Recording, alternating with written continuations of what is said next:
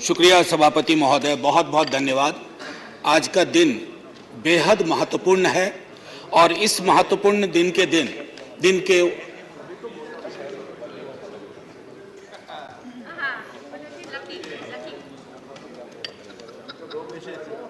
नहीं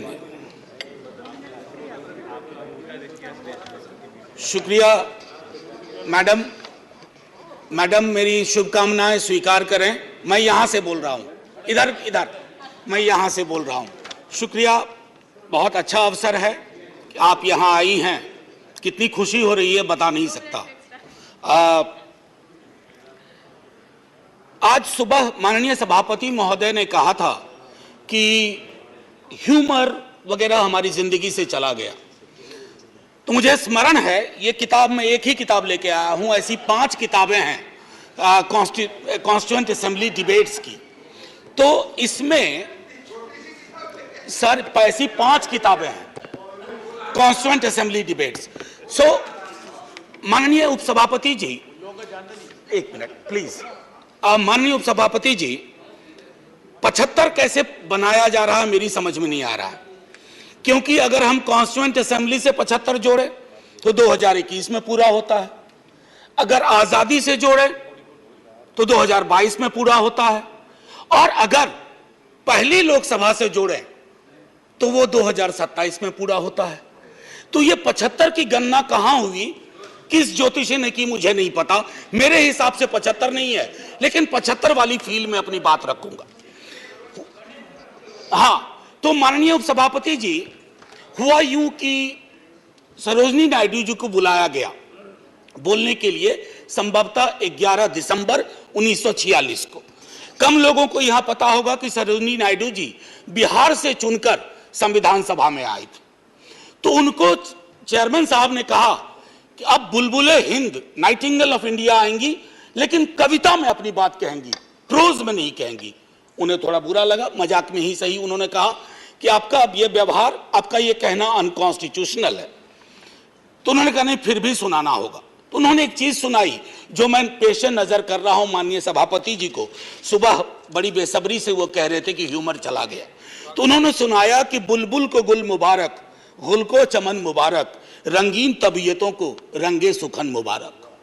तो ये मैं ये बता रहा हूं कि ये हमारा ध्येय था। अब सुबह चर्चा की, हमारे लीडर ऑफ द हाउस ने बड़ी खूबसूरत चर्चा की और जिक्र किया सर्वपल्ली राधाकृष्णन का। यहां ठीक सामने सर्वपल्ली राधाकृष्णन। उन्होंने एक बात कही थी और मैं वो श्लोक पढ़ना चाहता हूं। मृदुना दारुणं हंति मृदुना हंत्य दारुणम, मृदुना दारुण हंति मृदुना हंत्य दारुणम, ना साध्यं मृदुना किंचित तस्मात् तीव्रतरं मृदु। इसका आशय यह है माननीय उपसभापति जी कि अग्रेशन से, अग्रेसिव बिहेवियर से आप चीजें हासिल नहीं कर सकते। इस देश में मेरे विद्वान साथियों ने उधर से उपलब्धियां गिनाई, हमारे कुछ विद्वान साथियों ने यहां से कमियां गिनाई। मैं दोनों के बीच में चुनौतियां गिनाना चाहता हूं। चुनौतियों की वजह से आज हम यहां हैं, और सिर्फ हम ही नहीं हैं, 140 करोड़ लोगों का यह भवन है, चाहे नया वाला हो या पुराना वाला हो। तो आज के दिन ये मेरी ओर से एक विदाई भाषण भी है, अपने दल की ओर से, इस इमारत को, जिस इमारत में हिंदुस्तान की तकदीर लिखी गई संविधान सभा के माध्यम से, और वो तकदीर लिखने वाले संकीर्ण दायरों में नहीं सोचते थे। मैं उस पर आऊंगा थोड़ा 2 मिनट के बाद। माननीय सभापति जी, बहुत चर्चा होती है, 47 में बंटवारा हुआ था इस देश का। बंटवारे के बावजूद उतनी घृणा, उतनी नफरत, पीड़ा के बावजूद नहीं थी। अभी हाल में एक रोमिला जी की किताब आई, वो कहती हैं बड़ी खूबसूरती से, have we moved from integrated nationalism to segregated nationalism? क्या हम एकीकृत राष्ट्रवाद से एक विभाजित, विखंडित राष्ट्रवाद की ओर बढ़ रहे हैं? क्योंकि यह इमारत, इसकी बुनियाद मेलजोल पे है। इसकी बुनियाद में बंटवारे के बावजूद बंटवारा नहीं हुआ। तो मैं हाथ जोड़ के विनती करूंगा, सरकार जरूर बनाइए, अगला चुनाव भी लड़ेंगे, खूब दिल से लड़ेंगे। इंडिया भी रहेगा, भारत भी रहेगा, कोई में से एक चॉइस नहीं है, क्योंकि हमको इंडिया भारत करके जम्बू द्वीप तक नहीं जाना है।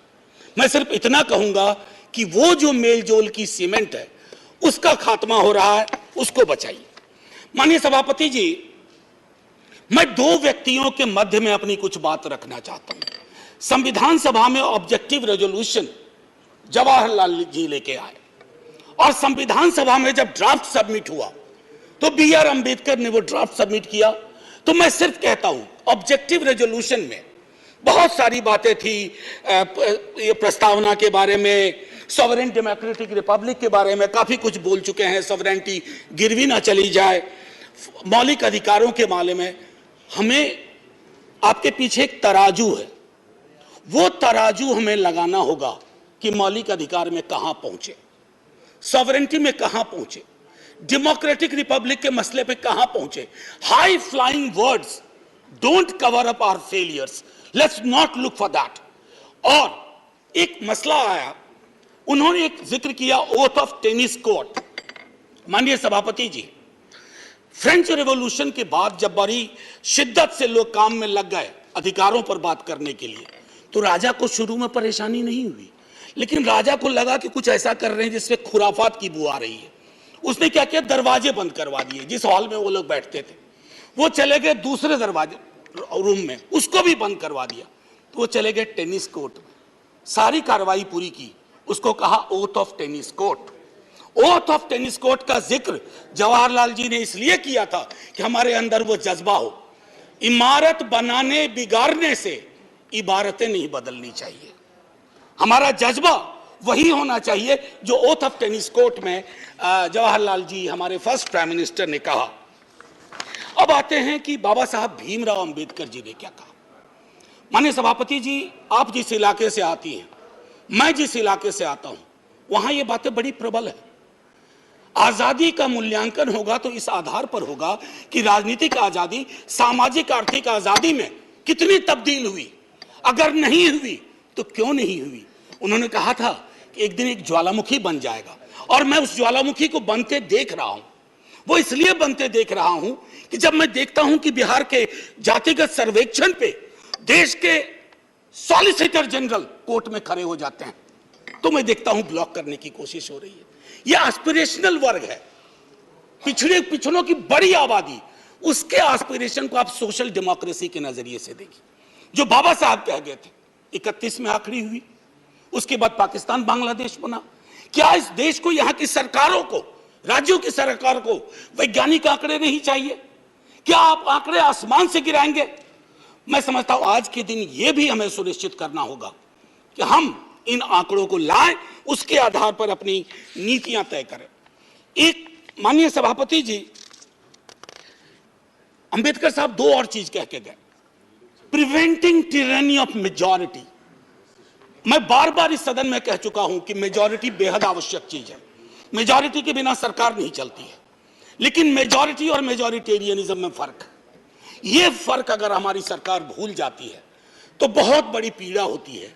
जब मेरे मित्र ने कहा, मैं अक्सर देखता हूं हम जैसे लोग छोटी आलोचना भी करते हैं, छोटी मोटी आलोचना जो कभी व्यक्तिगत नहीं होती है। आप कहते हो कि पाकिस्तान चले जाओ, अरे कभी देखा भी हो कितनी जगह है वहां का भूगोल क्या है, इतने लोग नहीं अट पाएंगे। मान लीजिए कि 65% लोगों ने आपको पिछली बार वोट नहीं किया, सबको पाकिस्तान भेज दोगे? ऐसी कोई व्यवस्था होती है? यहीं मेलजुल से रहना है, यहीं मिलकर रहना है। और ये सारी चीजें मैं नहीं कह रहा हूं, खुद अंबेडकर साहब कह के गए थे।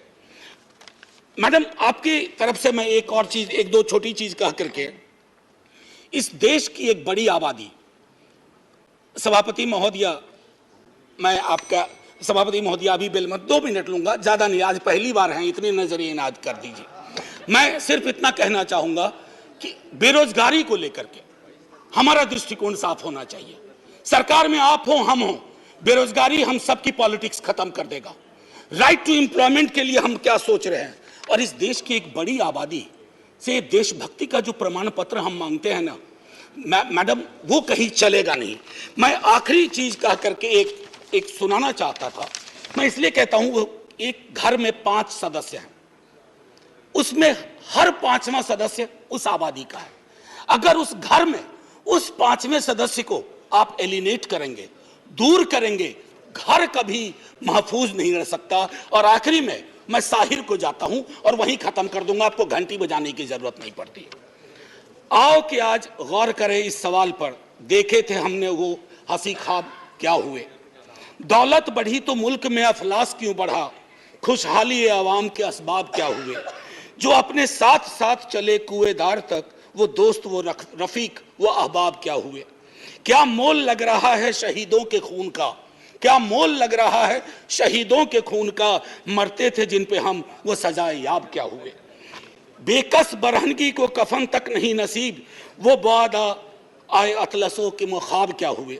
जमहूरियत नवाज बशर दोस्त अमन ख्वाह, खुद को जो खुद दिए थे वो अलकाब क्या हुए। मजहब का रोग आज भी क्यों लाइलाज है, मजहब का रोग आज भी क्यों लाइलाज है। वो नुस्खा हाय नादिर व नायाब क्या हुए। हर कूचा शोला जा रहे हर शहर कत्लगाह, यकजहतिया हयात के आदाब क्या हुए। सहराए तीरगी में भटकती है जिंदगी, उभरे थे जो उफक पे वो माताब क्या हुए। मुजरिम हूं अगर मैं तो गुनहगार तुम भी हो, मुजरिम हूं अगर मैं तो गुनहगार तुम भी हो। ए रहबराने कौम खताकार तुम भी हो। Jai Hind ma'am, and salute to all the freedom fighters, संविधान सभा के उन तमाम लोगों को। और मैं चाहूंगा कि सेंगोल के बगर में एक बड़ी आकृति में इनकी तस्वीरें वहां लगाई जाएं और हमें प्रेरणा देते रहें। जय हिंद। धन्यवाद। श्री वीरेंद्र प्रसाद वैश्य।